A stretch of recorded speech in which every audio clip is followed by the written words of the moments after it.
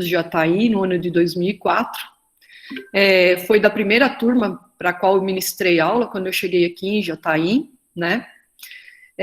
Foi voluntário de iniciação científica na área de ciência do solo, continuou seus estudos em nível de pós-graduação, concluído mestrado em sistemas de produção pela Universidade Estadual Júlio de Mesquita Filho, no ano de 2006, na cidade de Ilha Solteira, em São Paulo. O doutorado foi realizado em ciência do solo, concluído no ano de 2008, na Universidade Federal do Rio Grande do Sul, onde suas pesquisas versaram sobre fósforo, agregação, matéria orgânica e microbiologia do solo, em sistemas integrados de produção agropecuária.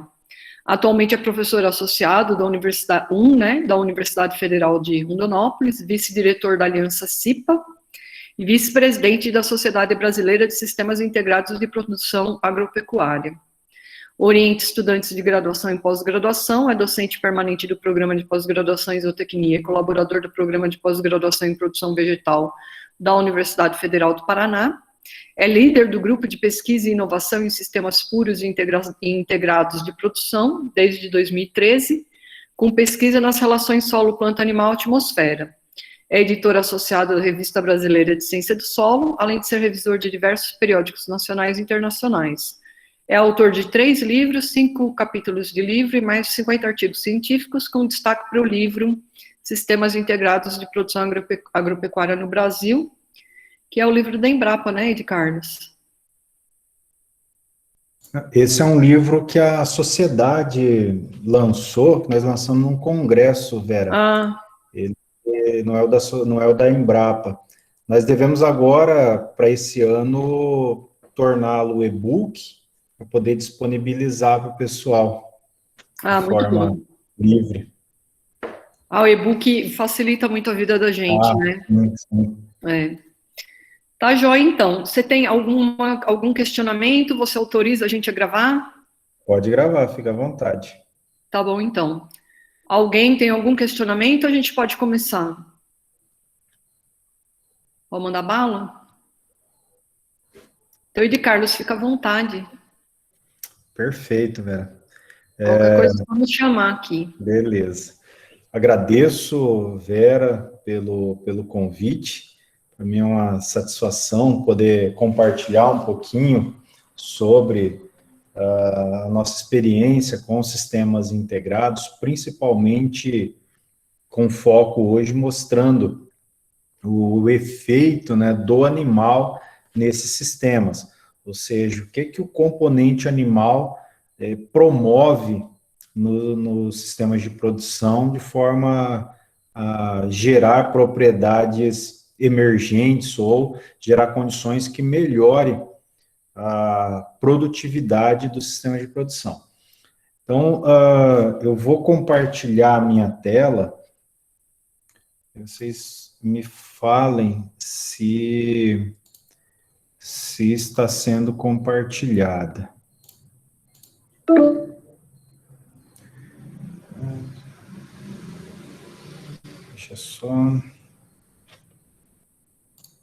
Deixa eu ver aqui. Tem um probleminha aqui, mas...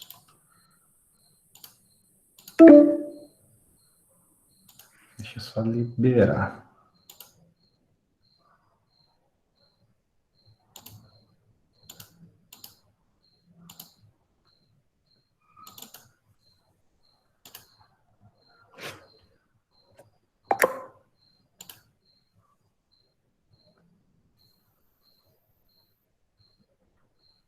Eu vou sair e entrar de novo, Vera, só para eu aplicar para o Mac aqui aceitar eu compartilhar a tela, tá?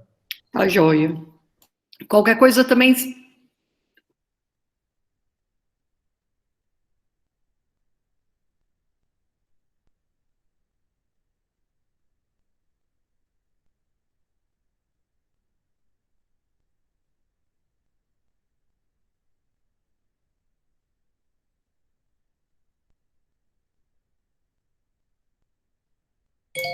Pronto, deixa eu compartilhar agora.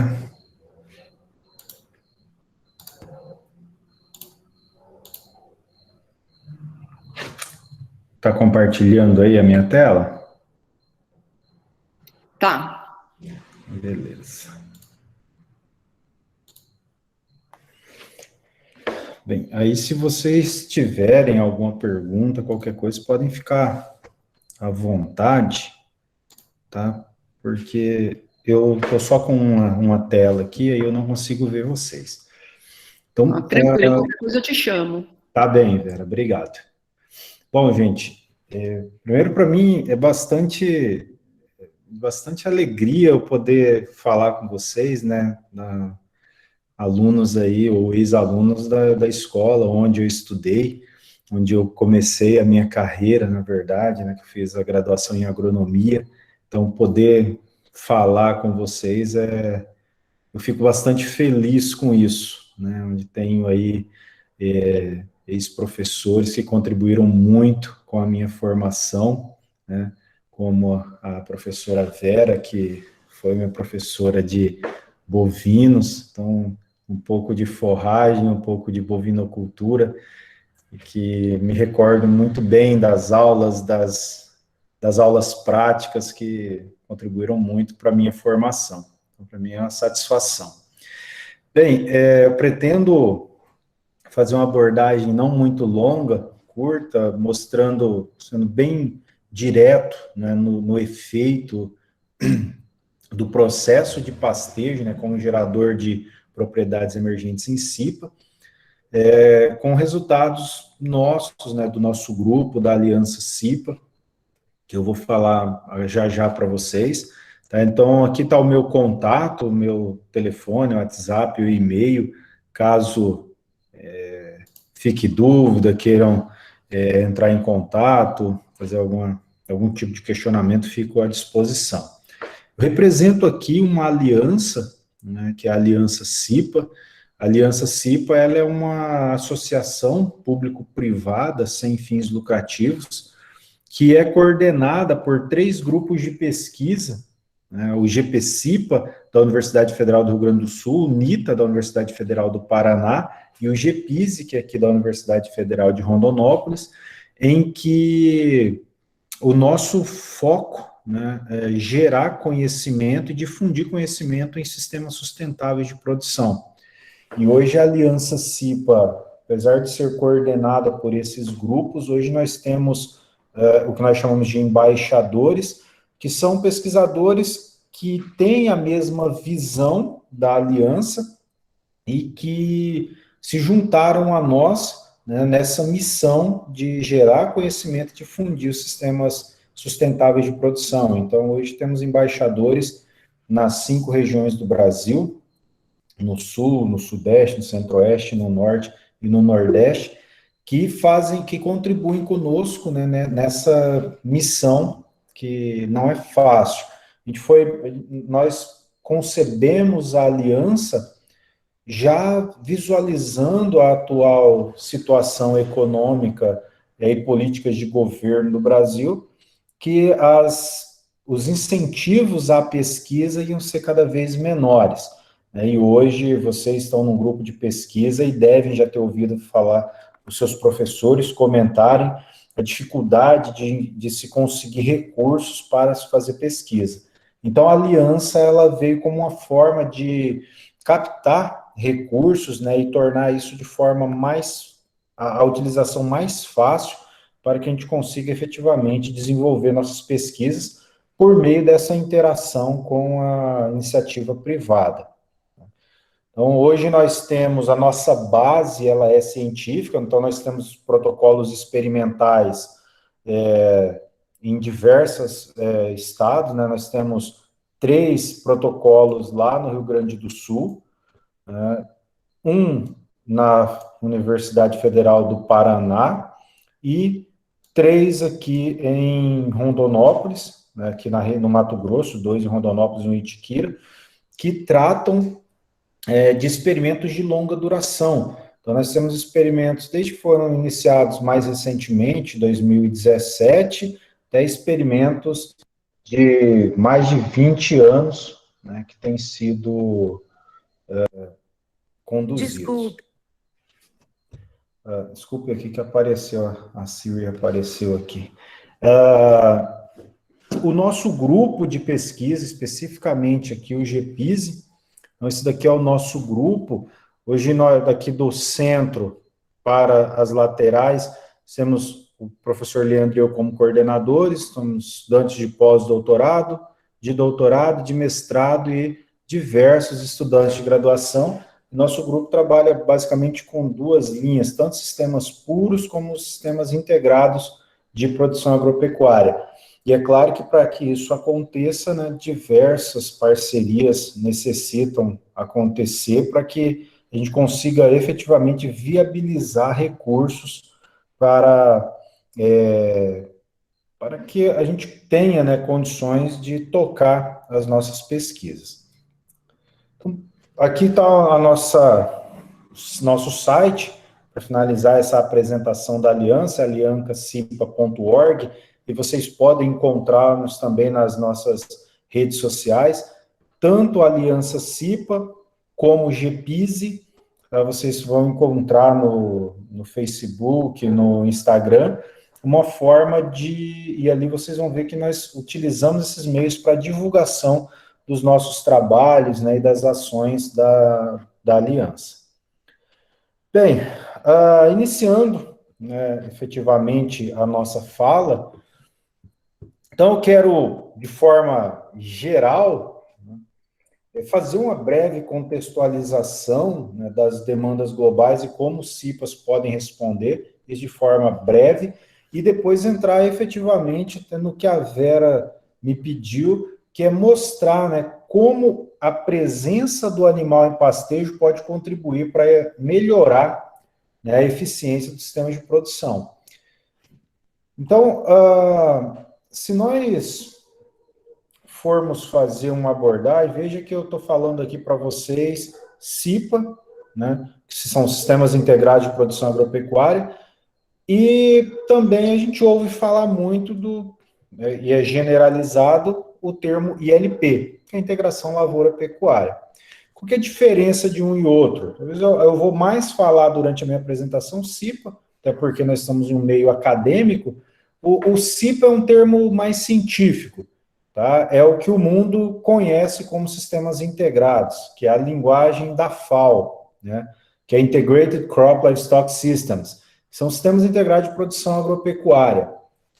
E no Brasil consolidou-se, né, utilizar ILP, e às vezes ILPF, PF, né, e outras siglas. Por que nós preferimos usar o termo científico, né?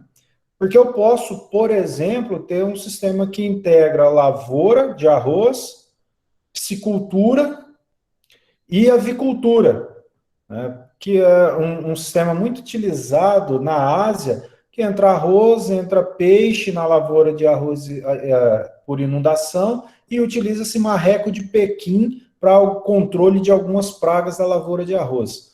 Então, veja que é um sistema. Então, se a gente for começar a colocar letras, né, a gente acaba, às vezes, criando um monte de letras para um termo. Então, a gente prefere utilizar CIPA como um termo mais científico e que o mundo reconhece. Não tem um certo ou errado, é só uma forma de nós falarmos a mesma linguagem, talvez padronizar as expressões. Porque dentro de sistemas integrados, aí você tem N combinações que podem ser utilizadas dependendo da região e do sistema de produção utilizado. Mas o que são esses sistemas integrados, gente? Eu acho que todos nós, né, aqui já ouvimos falar de sistemas integrados, de integração lavoura-pecuária ou lavoura-pecuária-floresta, que é um termo que ele está aí na crista da onda, está na moda, né? Mas, basicamente, são sistemas que são planejados como forma de explorar sinergismo e propriedades emergentes entre os diferentes componentes que fazem parte desse sistema, que pode ser dentro de uma fazenda como um todo, ou uma área, uma microbacia. O foco da integração é que as combinações que você vai utilizar para montar esse sistema, elas tenham relações sinérgicas entre os componentes. Ou seja, o todo ele é maior do que as partes, onde o 1 mais 1 ele tem que virar 3 e não 2. Esse é o foco de um sistema integrado. O sistema integrado, ele tem que, pelo menos deve ser planejado, para que todos os componentes desse sistema se beneficiem de alguma forma. E mais importante é que esse benefício, ele promova melhorias no todo, ou seja, eu não posso pensar no sistema integrado só na fase lavoura, só na fase pecuária ou só na fase floresta. Eu preciso pensar nesse sistema, né, como um todo. Às vezes você pode ter um sistema integrado que, num primeiro momento, um componente dele tem uma diminuição na produtividade. Mas quando você olha o todo ele é mais produtivo, né? E às vezes a gente só pensa também num ganho financeiro. Mas existem ganhos ambientais que são promovidos por essas interações, né? Às vezes você não tem um ganho em produtividade de uma lavoura de soja, mas o solo, a matéria orgânica, a diversidade biológica está melhorando com a adoção desse sistema. Então, o sistema integrado, ele é bastante complexo e não é simplesmente colocar gado na área. Esse é um ponto muito importante. Muitas vezes você vai conversar com um produtor, ele fala, eu faço ILP. O que ele faz? Ele planta soja, colhe a soja, põe o milho, aí depois que colheu o milho, sobrou algumas espigas ali no meio da lavoura, ele solta o gado para comer. Agora pensa o pobre do animal, que tem dente só num lado, não tem mão e tem que estar mamando ali para tentar pegar uma espiga de milho no solo. Olha o quanto isso é complexo. Que ao invés desse animal ganhar peso, ele começa a perder peso. Então, o sistema integrado ele tem que ser planejado. Ele não é para ser aplicado de forma avulsa. Não é simplesmente colocar animais na área. E como eu quero apresentar aqui para vocês como esse sistema integrado pode melhorar, né, o futuro da nossa população. Se a gente for pegar uma publicação de 2018, nesse periódico aqui, observe-se o seguinte, que em 2050 nós vamos precisar produzir 56% mais comida para alimentar uma população próxima de 10 bilhões de pessoas. No entanto, não é só aumentar essa produção de alimento, nós vamos ter que aumentar a produção de alimento sem aumentar a área. Porque se for para nos modelos atuais de agricultura, para eu ter esse aumento na produção de alimento, eu tenho que aumentar uma área equivalente a 2 vezes o tamanho da Índia, para você conseguir aumentar essa produção, essa quantidade de alimento. Só que eu tenho uma questão, eu tenho que aumentar a produção de alimento, mas não posso aumentar a área, não posso abrir mais áreas. A gente tem uma pressão para não aumentar a área. E além disso, vou além. A gente ainda tem que reduzir em 67% as emissões de gás de efeito estufa. Olha só, produzir mais com a mesma área, diminuindo a emissão. E qual é a solução para isso? Nós entendemos que a solução é uma intensificação de forma sustentável com a utilização de sistemas integrados, ou seja, intensificar as funcionalidades, né, dos processos naturais, né, que esses ecossistemas agrícolas possam oferecer. A gente pegar aquela concepção lá do passado, de rotação, de ciclagem de nutrientes, onde não tinha alta adoção de insumos, não tinha condições de abrir muitas áreas. Nós temos que pegar isso e colocar hoje na nossa agricultura intensiva. Olha como sistema integrado, eu quero mostrar como o sistema integrado pode contribuir. Aqui eu trago para vocês, ó, à esquerda, essa daqui é uma área de produção de arroz no Japão. O professor Paulo me passou esse slide. Ele foi no Japão no ano passado, se eu não me engano, em janeiro do ano passado, no inverno lá no Japão. E essa daqui é uma lavoura de arroz no Japão, no inverno. Colheu o arroz e depois não tem mais produção de alimento. Aqui no Brasil, nós estávamos em 2019, voltando de um congresso lá em Rondônia, nós fomos ministrar palestra lá, aí ele veio, eu fiquei em Cuiabá, ele desceu, ele seguiu para o Rio Grande do Sul, chegando lá em Porto Alegre, ele tirou essa foto aqui, ó, que é uma lavoura de arroz no inverno aqui no Brasil, ou seja, igual no Japão. Então veja, nós temos muitas áreas no mundo em que tem uma produção de alimento em uma parte do ano. Então, somente uma parte do ano gera riqueza. No restante, não. A área fica totalmente parada, em pousio. No Cerrado nós temos isso ainda. E eu apresento para vocês uma forma de mudar isso. Isso daqui é um dos nossos protocolos experimentais em Cristal, no Rio Grande do Sul. Estou trazendo o contexto da lavoura de arroz, só para contextualizar mesmo, aqui é uma área, nessa área que eu estou marcando, que é uma área sem cobertura. Ou seja, colhe o arroz e fica em pousio. Ou revolve o solo, ou deixa sem revolvimento, mas é semelhante àquelas áreas que eu mostrei lá para vocês. Ou seja, onde não tem produção de comida. Nós propusemos num protocolo que depois da lavoura de arroz entraria uma cobertura pastejada, plantas que vão receber animais em pastejo. Com isso, olha que informação interessante.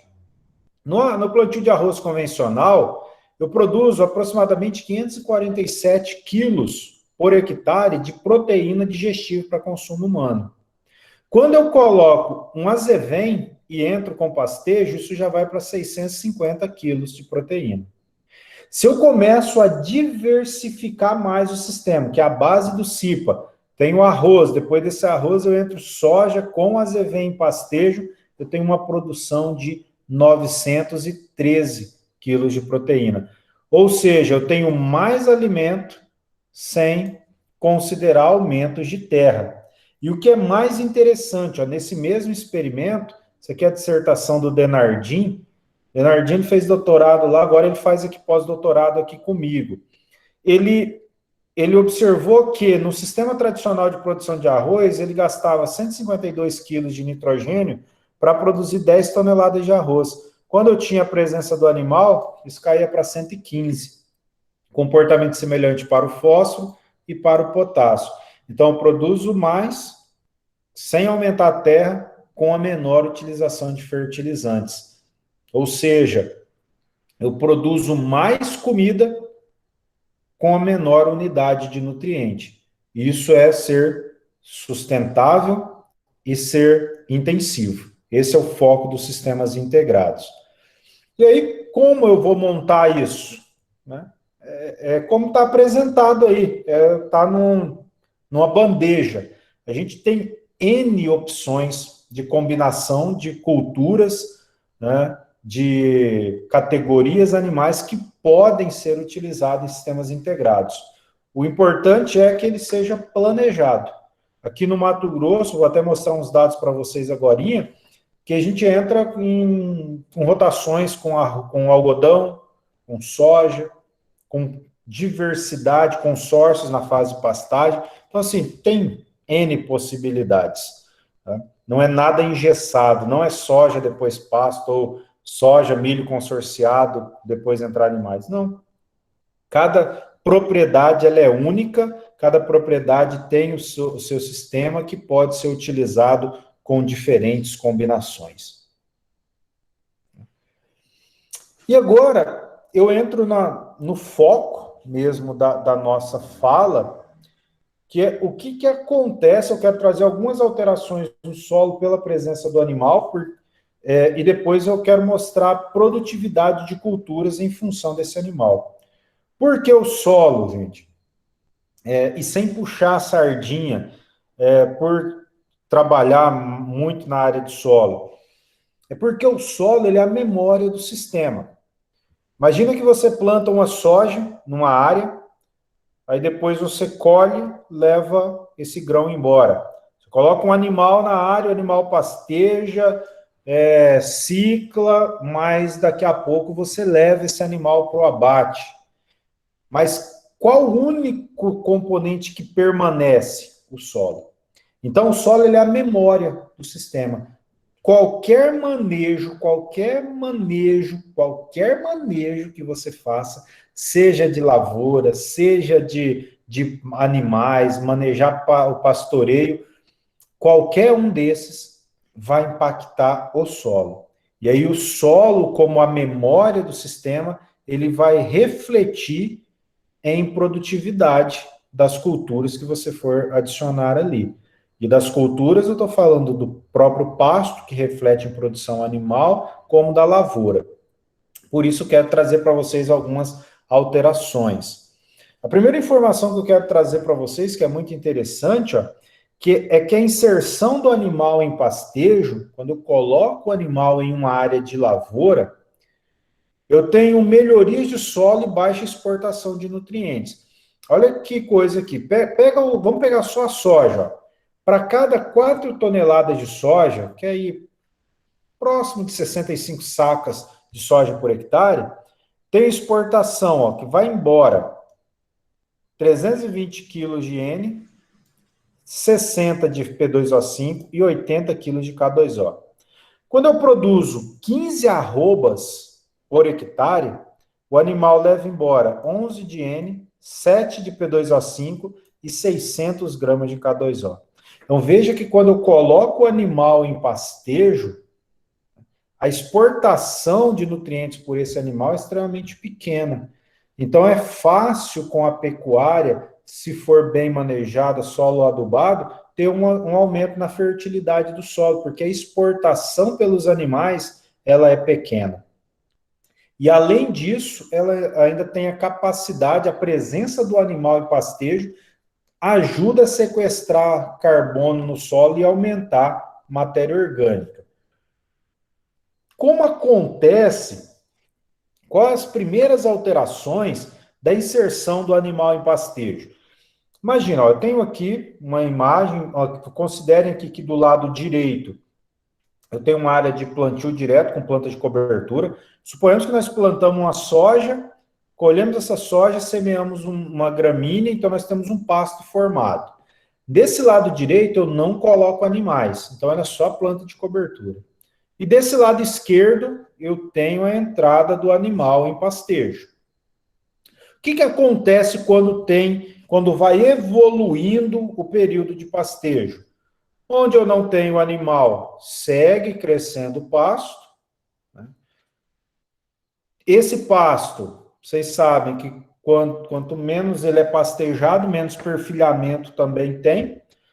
Já quando eu tenho a presença do animal em pastejo, o animal está pastejando, forçando o perfilhamento, e esse perfilhamento, como nós estamos vendo, parte aérea está aumentando raízes também no perfil de solo. Então, a tendência é, no tempo, nós termos uma área em que o pasto vá secando, né, a tendência é isso acontecer, e onde eu tenho um pastejo, se for bem manejado, esse pasto segue verde por mais tempo, mesmo aqui na nossa condição de cerrado, né, mas com uma emissão maior de raízes. Essa parte aérea, cada 1.000 quilos dessa parte aérea aqui, tá? Ou seja, cada 1.000 quilos de carbono proveniente dessa parte aérea, 120 vira matéria orgânica. Das raízes, cada 1.000 quilos de carbono de raízes, aproximadamente 220 a 240 quilos vira matéria orgânica. Então, mais raízes, mais matéria orgânica, mais atividade biológica de solo. E vou mostrar que acontece algumas coisas com isso. Isso daqui é uma placa de pregos que nós cravamos no solo em uma área sem pastejo à direita e uma área pastejada à esquerda. Olha a diferença na quantidade de raízes quando eu tenho uma área pastejada. Mais perfilhamento, mais raízes. Quanto mais raiz, mais solo rizosférico. Isso afeta a atividade biológica de solo, né? Liberação de exudatos, acúmulo de matéria orgânica, uma série de outras questões. Quando você tem um sistema integrado em plantio direto, ou seja, quando não tem revolvimento de solo, terminou a fase de pastagem, chegou ali em setembro, outubro mais ou menos, eu venho desseco toda a área, para depois plantar a soja. Se eu faço uma aplicação de calcário em superfície, numa área que tem continuidade de poros, porque quando eu desseco, o que acontece com essas raízes? Elas apodrecem, elas são decompostas. Como consequência disso, essas raízes têm continuidade de poros, elas vão descendo, né? Vai formando uma galeria ali no solo e essas partículas de calcário podem descer no perfil.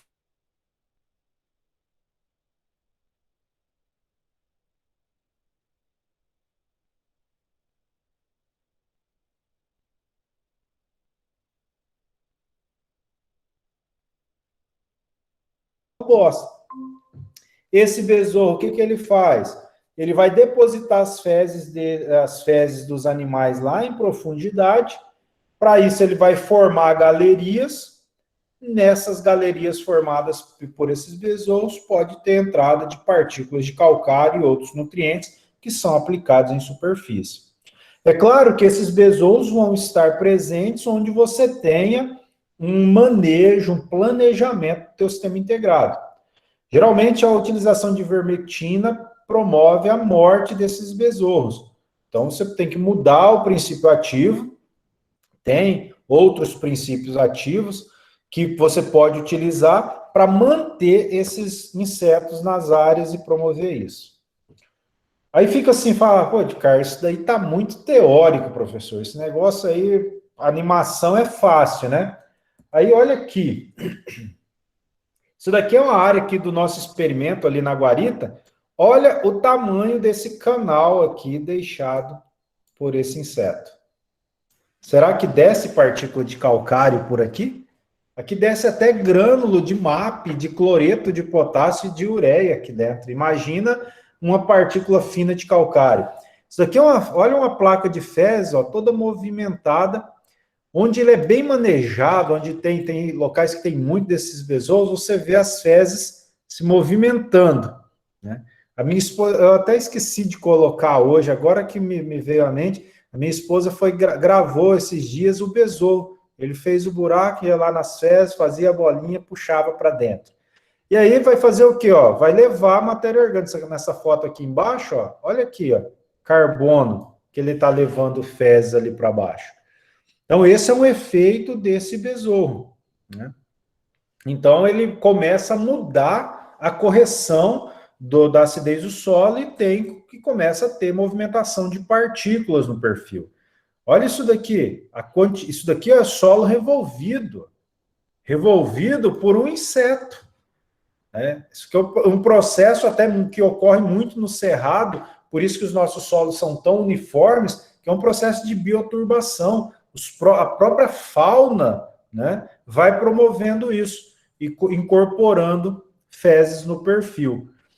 E isso daqui representa muita coisa, tá? Representa bastante coisa mesmo. Eu estou com uma aluna de mestrado, que ela está fazendo mestrado na Federal do Paraná, que ela mapeou todas as placas de fezes do experimento. Todas as placas de fezes, ela fez um mapeamento e ela vai cruzar um mapa de distribuição de fezes. Nesse mapa, ela fez uma coleta de solo e a produtividade da soja. Então, ela vai ter um mapa de distribuição de fezes, de qualidade de solo e de produtividade de soja, influenciada por esses animais. Então, essa fauna, né, essa presença de micro-organismos, de organismos no solo, ela faz com que se tenha, né, uma mudança no perfil do solo. E aí ainda fica assim, fica um negócio, pode acontecer, né? Fica um negócio meio teórico. Mas aí nós fomos avaliar isso. Isso que é o trabalho da professora Amanda. Só um minuto. Da professora Amanda. Esse aqui foi o protocolo experimental onde eu fiz minha tese de doutorado. É um protocolo que está no 21º ano. Nós iniciamos esse protocolo no ano de 2000. E lá nós trabalhamos com intensidade de pastejo, desde área sem pastejo, com intensidade de mantendo o pasto de aveia e azevém a 10, 20, 30 e 40 centímetros de altura. Então, eu tenho um pastejo intensivo, que é a 10 centímetros, um pastejo moderado, que é entre 20 e 30, e um pastejo leve, que é de 40 centímetros de altura. Olha o resultado que ela encontrou. Em 2000, nós fizemos a aplicação de calcário, né, na superfície, e voltamos a fazer uma avaliação da acidez do solo 10 anos após o início do experimento. Então, em 2010, nós fomos lá e coletamos solo. Olha que informação legal. Aqui eu trago um gráfico de saturação por bases. Quem já fez fertilidade sabe que é um indicativo de fertilidade de solo. Ou seja, quando tem maior saturação por base, indica que o pH do solo é maior, tem mais cálcio, magnésio e potássio. Então, aqui no eixo X, a saturação por base, no eixo Y, até 40 centímetros de profundidade. Em azul, é uma área sem pastejo. Em verde, é um pastejo moderado. Em vermelho, um pastejo intenso. Olha o que aconteceu após 10 anos. A saturação por bases média de 0 a 40 centímetros era de 35% quando eu não tinha o animal pastejando a área. Quando eu tinha o animal pastejando, a saturação por bases média era de 45%. Então, quando eu tenho o animal em pastejo, esse animal favorece uma manutenção da fertilidade do solo. Ou seja, eu posso começar a pensar em reduzir ou aumentar o tempo entre uma calagem e outra com a presença do animal.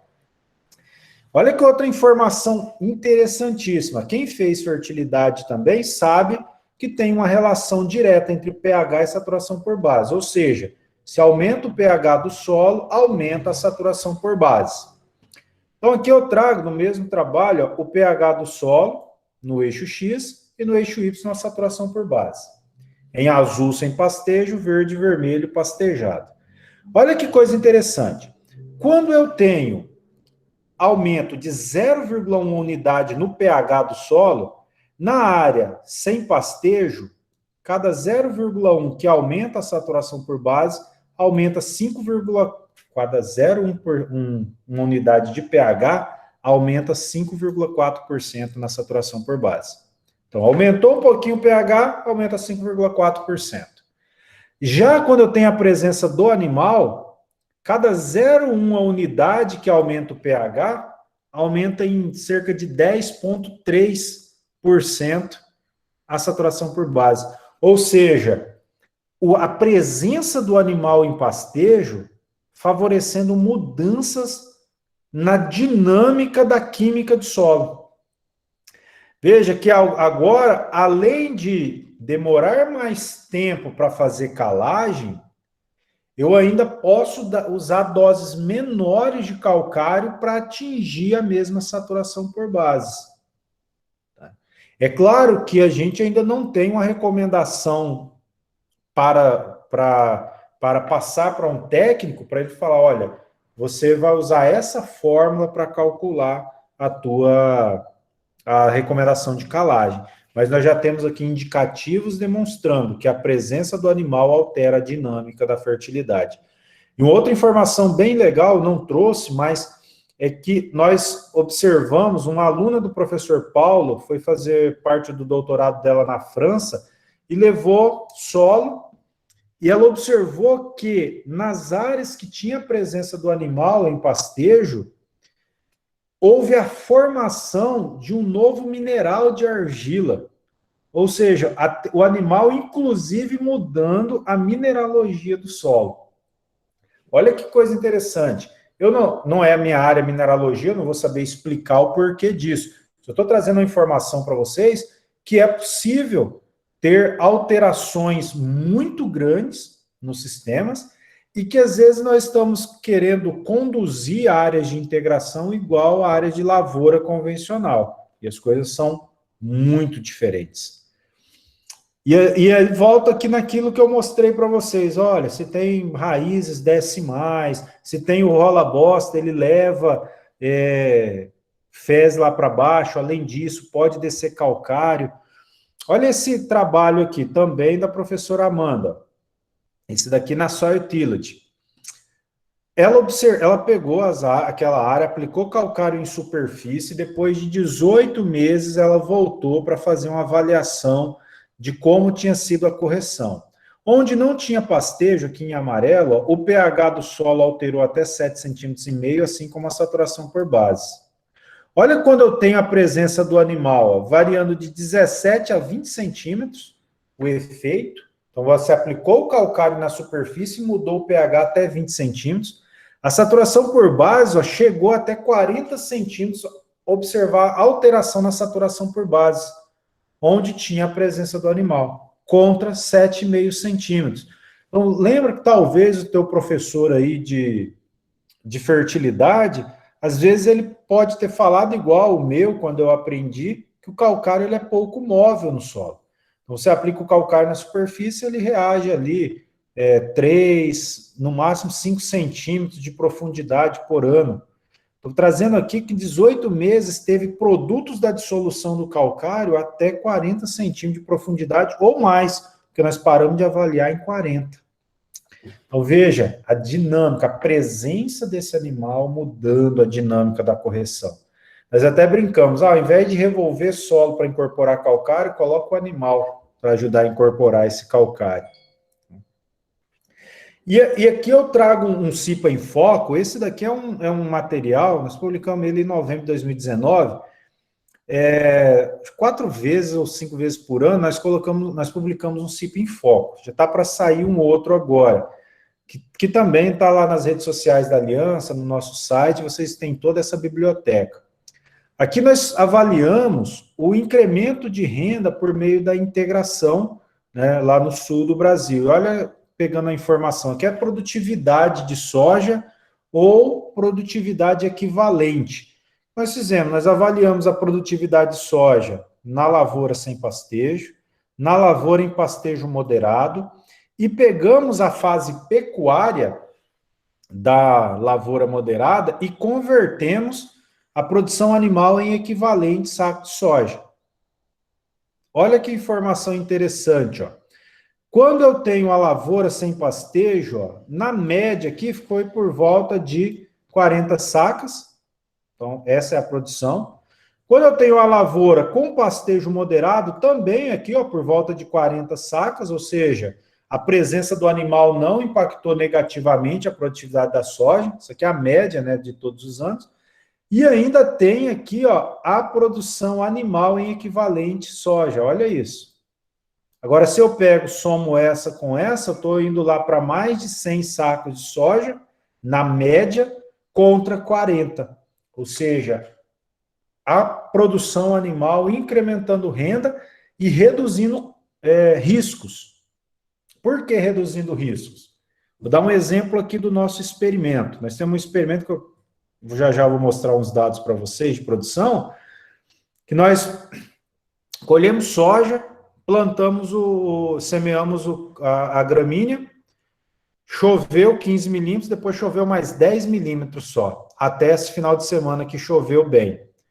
Mas de março até sexta-feira, tinha chovido 25 milímetros no experimento, e nós estávamos com animais lá pastejando. A área do lado, cerca de quase 1.000 e tantos hectares de milho, ela perdeu totalmente, porque choveu 25 milímetros depois do plantio do milho.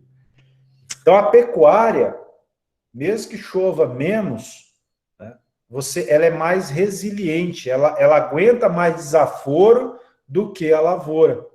Então, o produtor, infelizmente, perdeu todo o milho safrinha dele, todo.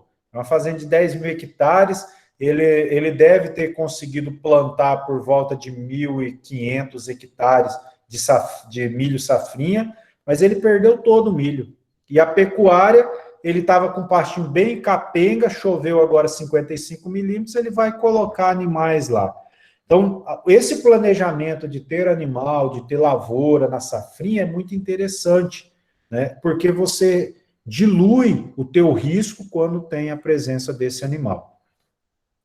Para a gente finalizando, eu quero mostrar para vocês um outro protocolo que nós temos aqui é um protocolo do Instituto Mato Grossense do Algodão, que nós começamos ele em 2017.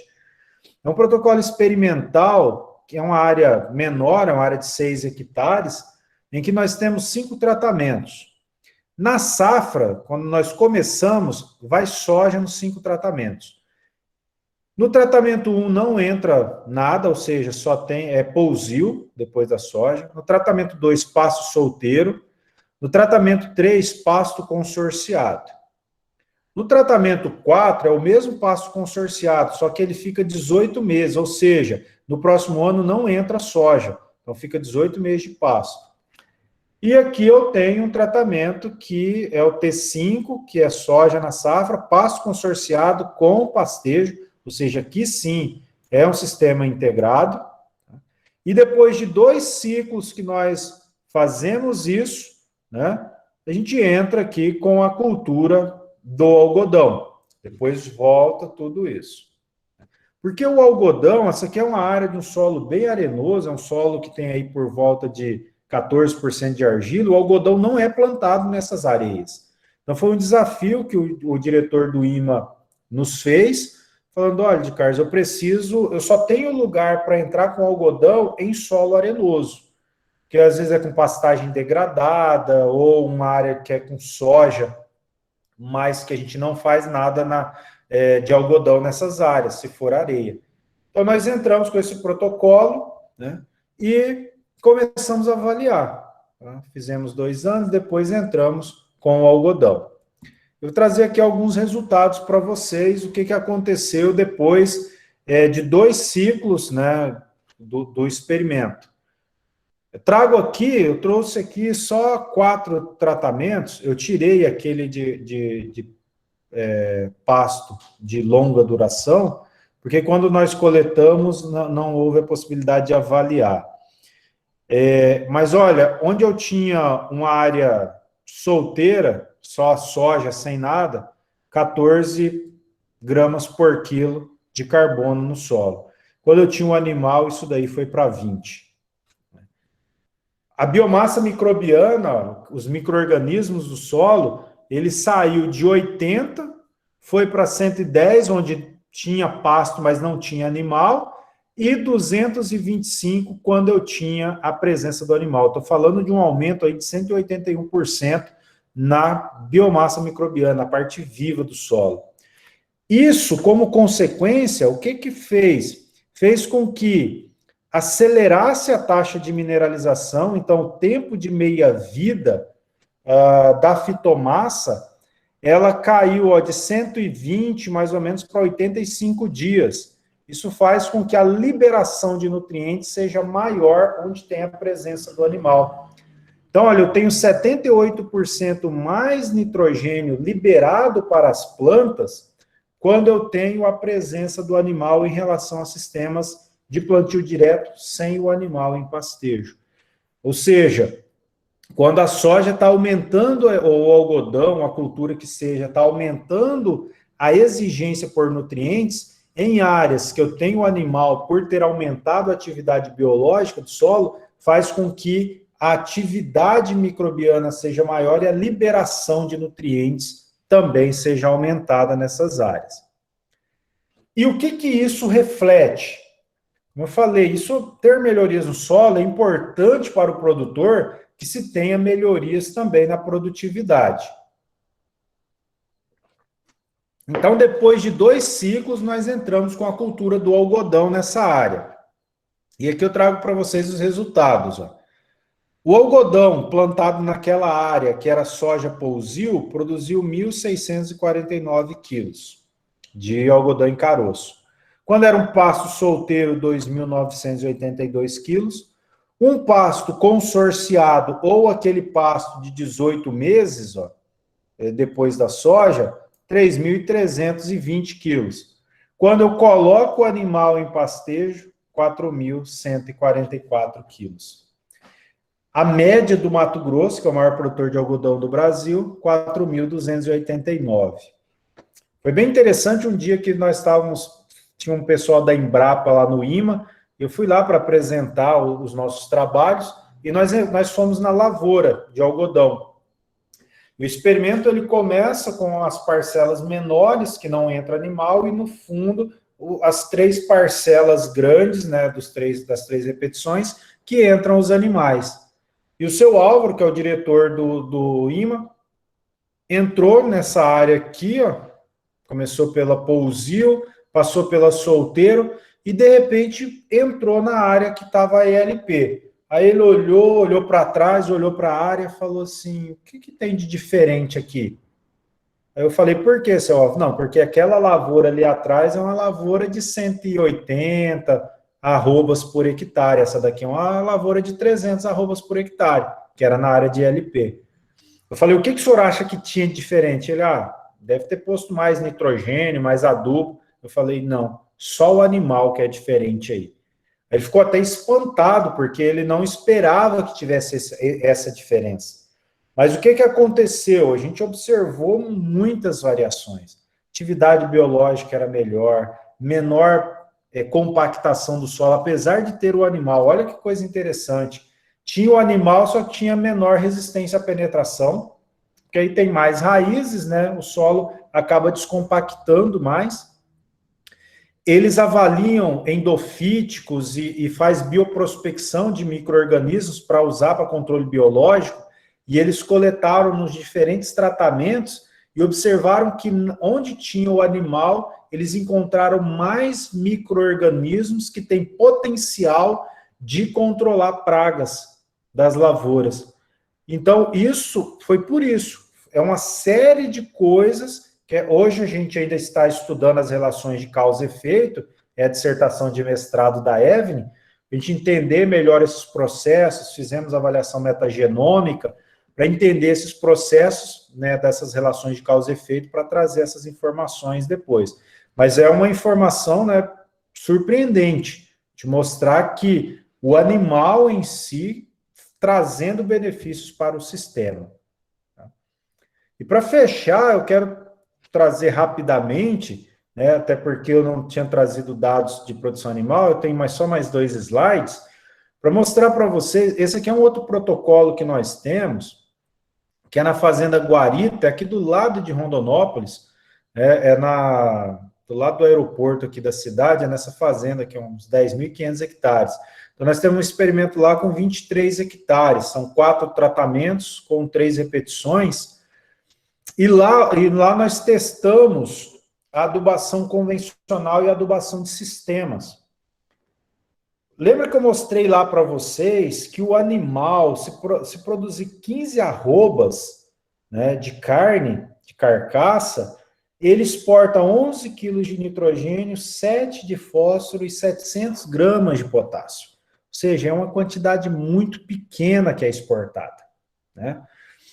E aí, o que a gente pensou? Fala, poxa, eu tenho uma exportação, vamos pegar aí, de 7 quilos de fósforo pelos animais. Aí eu tiro o animal, né, aí faço uma adubação para soja com 90 quilos de fósforo, 90 quilos de potássio. Aí eu colho a soja, exporta lá uns 60 de fósforo, exporta 80 de potássio, aí eu não adubo nada. Quer dizer, onde eu tive a maior exportação de nutrientes, que é na colheita da soja, eu coloco um pasto e deixo esse pasto por obra da natureza. Aí o que nós pensamos? Poxa, será que eu não posso trazer a adubação da soja, que é fósforo e potássio, para o pasto? Então, o que nós fizemos? Nós pegamos, na adubação convencional, eu coloco fósforo e potássio na soja, ou fósforo e potássio no pasto. Esse é o nosso primeiro fator. O segundo fator é presença ou ausência de nitrogênio, ou seja, fósforo e potássio na soja com N no pasto, ou nitrogênio, fósforo e potássio no pasto. Então, ou eu coloco só o fósforo e potássio na soja, como é o convencional, ou eu coloco ele no pasto, ou eu coloco ele na soja com N no pasto, ou eu coloco todo ele no pasto, que é a nossa, que a gente considera como o que seria o melhor, né?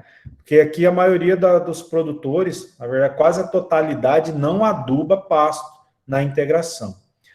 E qual foi principal, né, informação. Tá? O primeiro é que nós alteramos um pouco a taxa de lotação, primeiro pela adubação, mas também pelo manejo do pastoreio. Eu trago só aqui, depois vocês busquem aí, se tiver interesse, sobre o pastoreio rotatino, que é uma metodologia de manejo do pastoreio, que a gente tem conseguido mudar as taxas de lotação da safrinha, saindo de 1,5 UA por hectare, indo para 2,6 UA. Então, nós fizemos a adubação, mas manejamos o pasto utilizando os critérios do rotatino. E o que a gente observou? Onde eu não coloco nada de adubo no pasto, a nossa taxa de lotação foi de 2,7 UA por hectare. Tá? Contra a média aí que a gente observa nos pastos safrinha de 1,5. Quando eu coloco fósforo e potássio no pasto, já foi para 2,9. Isso aqui é na média da safrinha, 132 dias de pastejo. Quando eu coloco N, 3,2 UA por hectare, média de 2 anos. Quando eu coloco NPK, ele vai para 3,4 UA por hectare. O ganho médio diário dos animais nessa área não mudou, não alterou, porque não teve alteração na qualidade da forragem. Então, o ganho médio diário foi igual, aproximadamente 700 gramas no primeiro ano e 800 gramas no segundo ano, tá? De bovinos machos. Mas essa variação na taxa de lotação fez com que a gente saísse de uma produção de 13,2 UA por hectare para 15,6 quando eu coloco o nitrogênio, fósforo e potássio no pasto, 14,8 quando eu coloco só o nitrogênio e 14,2 quando eu coloco fósforo e potássio. Então eu ganho 1 arroba por hectare, né, se eu só mudar a adubação, eu tirar a adubação da soja e colocar no pasto. E a gente observou que esse ano mesmo, o único sistema que teve a menor produção de soja, que foi aproximadamente 66 sacos, foi o sistema que não recebeu nenhuma adubação no pasto. Os que receberam nitrogênio produziram próximo de 70 sacas de soja. Olha só, além de eu posso antecipar a adubação da soja para o pasto, sem afetar a produtividade da soja. É claro que tem critérios para isso, não vou entrar em detalhes, mas não é em qualquer área. Se eu colocar o nitrogênio no pasto, aí eu aumento mais ainda a produção, e se eu colocar o nitrogênio, fósforo e o potássio, aí explode, né? Estamos falando aí de quase 16 arrobas por hectare. A média dos pastos safrinha no Mato Grosso é 4 hectares. Então tem um ganho considerável se eu priorizar, entre aspas, a produção animal. Porque, além de produzir mais carne, eu ainda tenho obtido respostas positivas na produtividade da soja. Ou seja, eu fazer o que nós chamamos de adubação de sistemas, é posicionar a adubação, né, de forma a potencializar a produção de alimentos, ou seja, produzir mais comida com a mesma unidade de nutrientes, certo? Então, fechando, baseado no que eu falei, com a presença do animal em pastejo, tem uma série de alterações no solo, tá? Uma série de alterações. Eu trouxe algumas aqui para vocês, mas nós temos muita coisa, tem bastante coisa mostrando essas alterações. E isso tem refletido, né, na produtividade das culturas, tem refletido em menor problemas climáticos, né? A gente tem estresse hídrico, mas o sistema tem passado de forma mais resiliente do que sistemas não integrados. Então, hoje, a presença do animal em pastejo, ela passa a ser fundamental. Antes, nós até tivemos estudos, o nosso primeiro protocolo lá de 20 anos atrás, foi para mostrar para o produtor que o animal não afetava negativamente a soja, ou seja, o animal não prejudicava a soja. Hoje a nossa conversa é diferente. Antes o produtor, eu não posso colocar animal porque vai produzir menos a soja.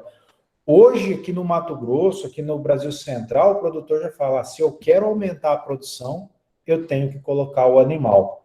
Ou seja, nós já estamos em outro patamar. Saímos de algo que era considerado prejudicial para algo considerado essencial para aumento de produtividade. E eu não consigo, eu não vejo, né, na experiência, conversando com pessoas, um produtor que tenha feito um sistema integrado bem feito, ele retroceder e voltar a fazer uma agricultura sem integrar, sem a presença do animal. Então, é algo que hoje nós já temos, assim, muita coisa consolidada, muita coisa demonstrando os efeitos positivos, que a gente precisa, né, na verdade, produzir mais comida com menos área, com menos adição de insumos. Tá? Então, gente, obrigado. Aqui está novamente o meu contato, né, vai ficar gravado aí, então, o que vocês precisarem, tá? Fiquem à vontade para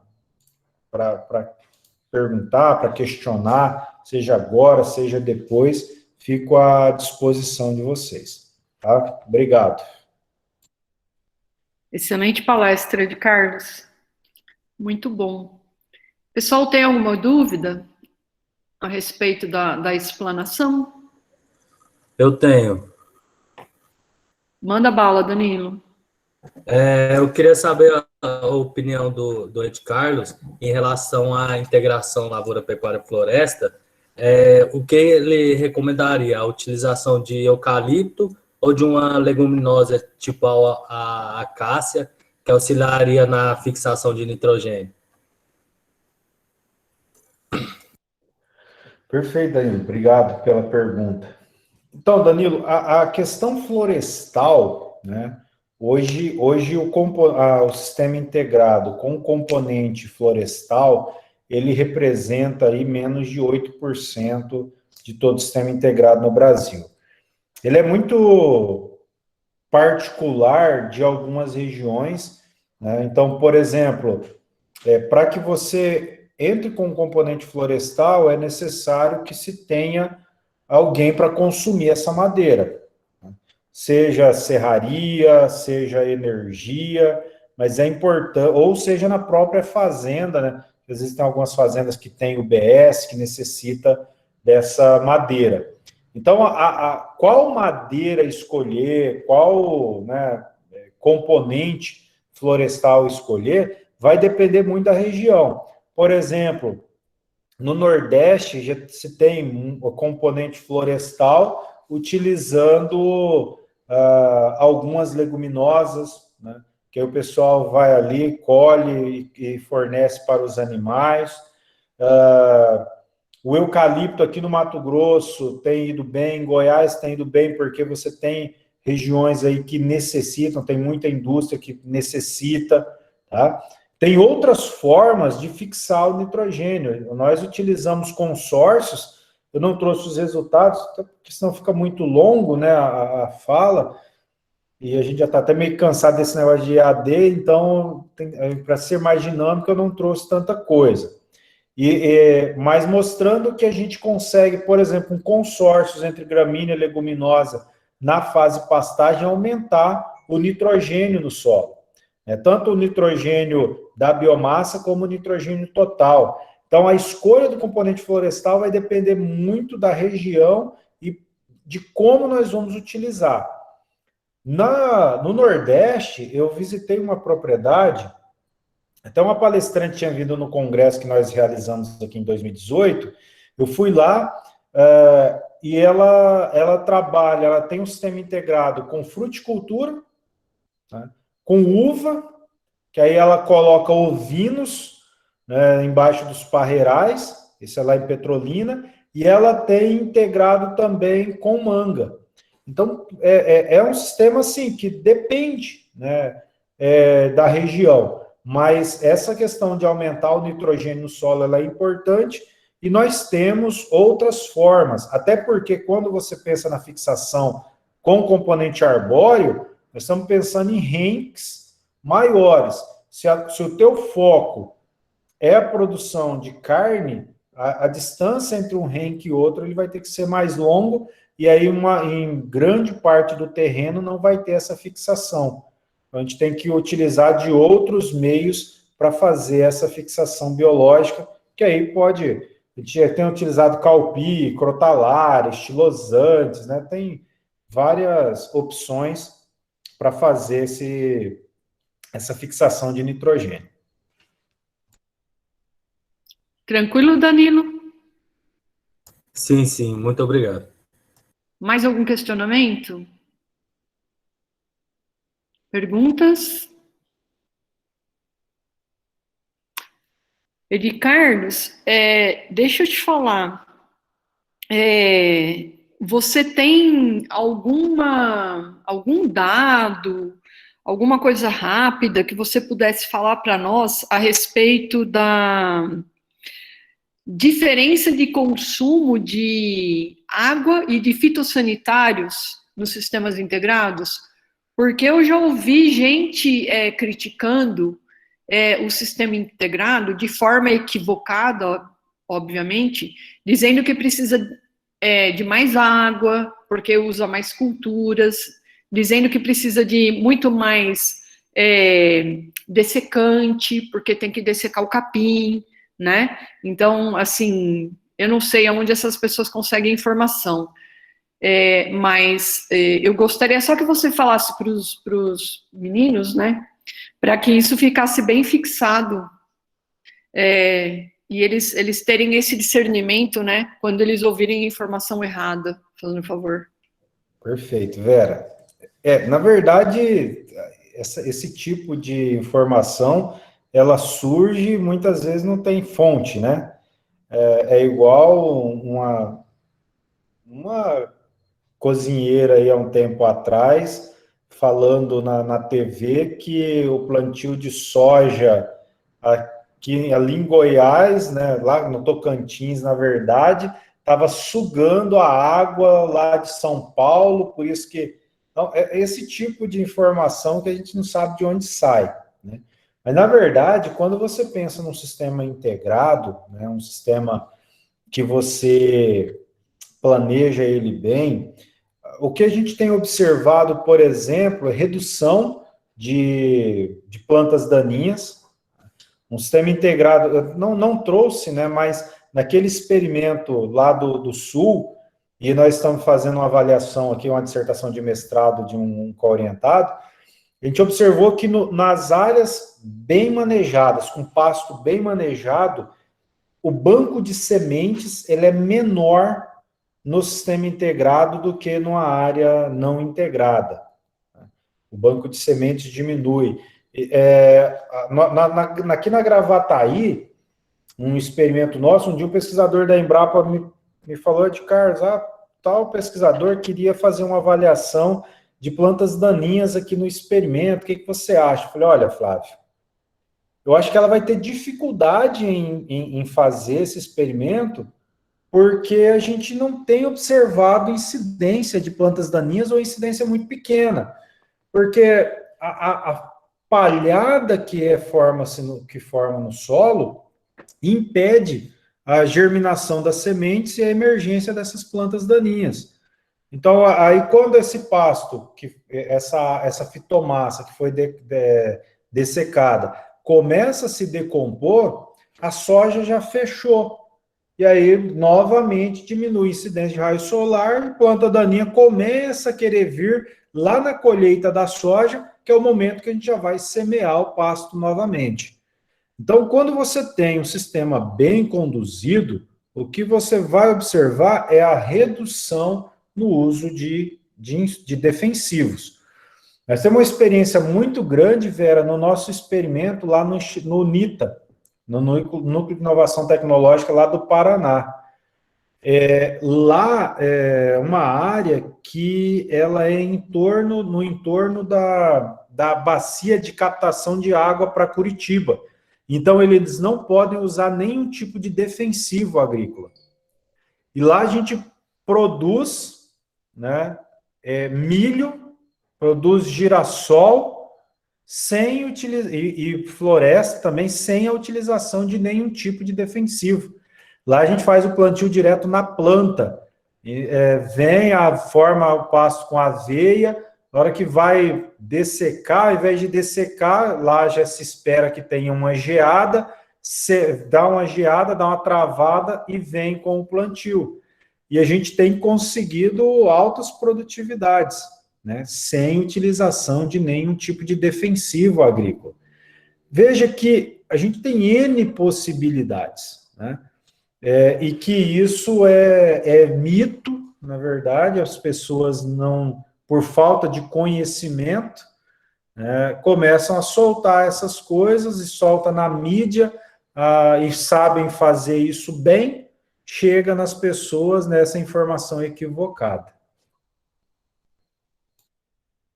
Então, é só para reforçar, pessoal, além, então, de reduzir o uso de fitossanitário, o que acontece é que, como o Edcarlos mostrou, você tem uma melhora das condições físico, química e biológicas do solo, você tem um menor gasto de água para produzir mais, na verdade, né? E não precisa mais água, é menos água. Ou com a mesma quantidade de água, você produz 3 safras, né? Aí, que seria soja, milho, boi, que seja, né? Tá bom? E é aquela água que vai vir, né, Vera? É a água que ela vai vir da chuva e que... Porque a maioria dos... Se você for buscar, poucas áreas com sistemas integrados utilizam algum tipo de irrigação também, né? Então, é uma água que ela vai entrar para o ciclo hidrológico ali, normalmente, que independentemente, ou ela ia descer, ou ela ia subir e voltar, isso é natural, né? Então, são coisas que, às vezes, a gente ouve, né, que até gera um pouquinho de revolta, porque são pessoas leigas falando de um assunto tão sério, né? Na verdade, é tão complexo, né, que até vocês que trabalham com isso ainda estão estudando os efeitos, né, dessa biota toda que é envolvida quando o animal entra no sistema, né. Só para lembrar os meninos, o sistema rotatino é aquele que preza pelo máximo consumo de massa do animal. Não sei se vocês lembram, ele não é um rotatino, porque ele não trabalha nos limites fisiológicos da planta, e ele não é contínuo, porque ele é intermitente, o pastejo intermitente, né?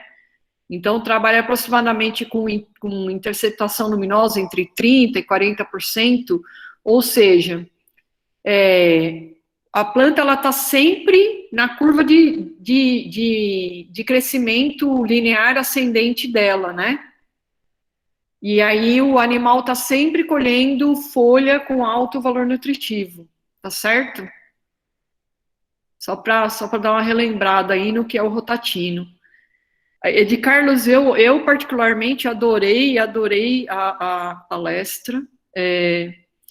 Eu vou até pedir permissão depois para a Adriana, você também, se você concordar, de disponibilizar essa palestra no grupo de produtores que a gente faz parte, porque é extremamente importante o produtor entender isso, né?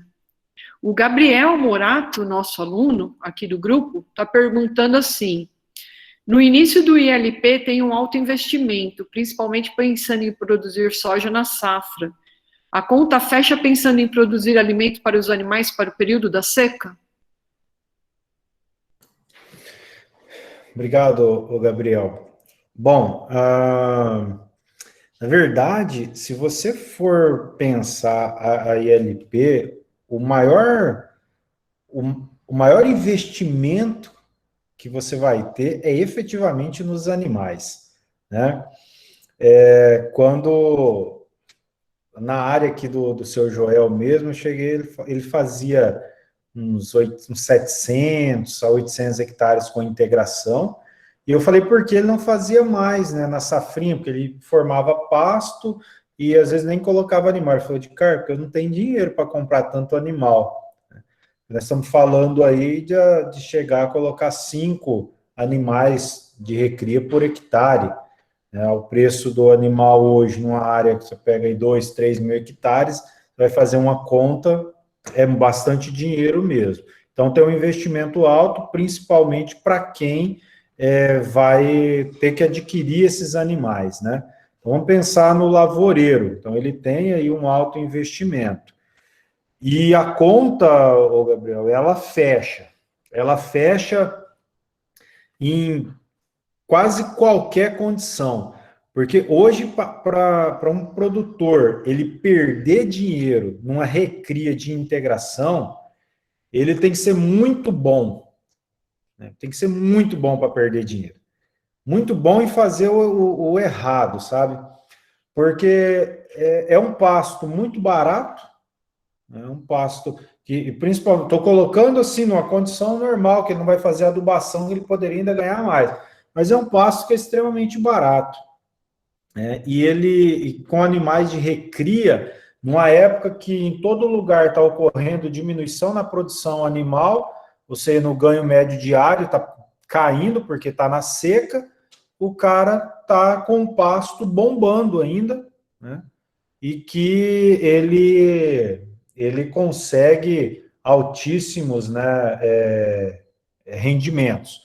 Hoje eu estou com uma aluna de mestrado mesmo fazendo, fez avaliação econômica, nós vamos submeter o artigo agora, avaliação econômica usando fêmeas na recria, e outro capítulo da dissertação dela é usando machos na recria nessas áreas, ou que recebem adubação ou que não recebem adubação.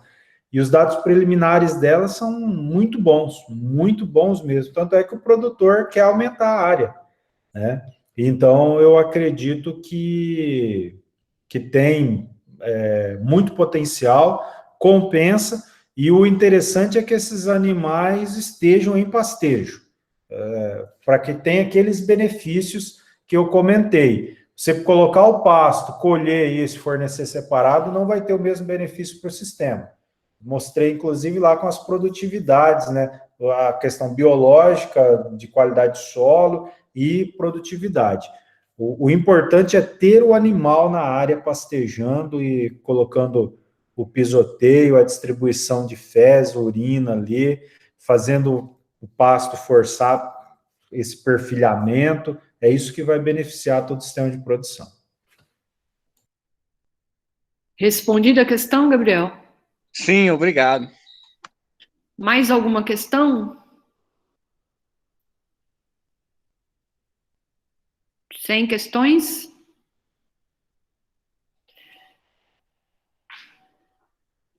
Eu achei muito interessante, o Ed Carlos, essa alteração na mineralogia, né? Porque até então a gente ficava pensando que toda alteração na argila seria proveniente da água, né? Então, tem interferência. Você acha, assim, que está relacionado com a produção de algum exudato mais ácido, mais alcalino? Ô Vera, eu quero até... Eu falei com o Paulo para ele me mandar o material. Eu quero entender melhor o que eles explicaram, né? Porque, assim, no primeiro momento, como a mineralogia não é minha área, eu fiquei pensando, cara, mas como a presença de um animal pode alterar, né? E aí a menina está terminando de escrever e ela vai me mandar, porque ela se reuniu com o professor Inda, que é da mineralogia lá da Federal do Rio Grande do Sul, para eles tentarem explicar isso. Porque, inclusive, aqui no Brasil, com os equipamentos que tinha aqui, ele não conseguiu ver alteração nenhuma. Quando ela foi lá para a França e tinha um equipamento específico lá, eles conseguiram observar essa variação na mineralogia. Mas o que efetivamente aconteceu, eu ainda não sei. Até porque nossos resultados aqui, nós começamos a pegar uns resultados que eu falei, cara, mas por quê? Né? E aí a gente começou a evoluir, entrar na meta-análise para começar a entender essas relações de causa e efeito. O que efetivamente ocorreu com isso, eu ainda não sei. Assim que eu tiver essa informação, aí eu te encaminho para que a gente entenda, ver quem é da área mesmo e nos explicar isso. Porque daí nós vamos ter que mudar a aula, né? De formação de solo. Não, imagina, nós já estamos mudando fertilidade, mudou a química, muda um processo que a gente conhece há anos, que é a mobilização de calcário, e o animal, a presença do animal alterando tudo isso. Imagina. Né? Hoje eu estava discutindo com um grupo de pesquisadores lá do Piauí, a gente está pensando em um trabalho de recomendação de calagem lá, eu estava falando exatamente isso. As nossas recomendações de calagem e adubação, elas já estão um pouco defasadas. Pouco não, muito defasadas. E quando coloca o componente animal na jogada, aí fica pior ainda, porque ele altera muita coisa. Então, nós já estamos vendo que nós estamos até discutindo um grupo aqui no Brasil para nós começarmos a pensar em recomendação de calagem e adubação para sistemas integrados, porque ela é diferente dos sistemas puros.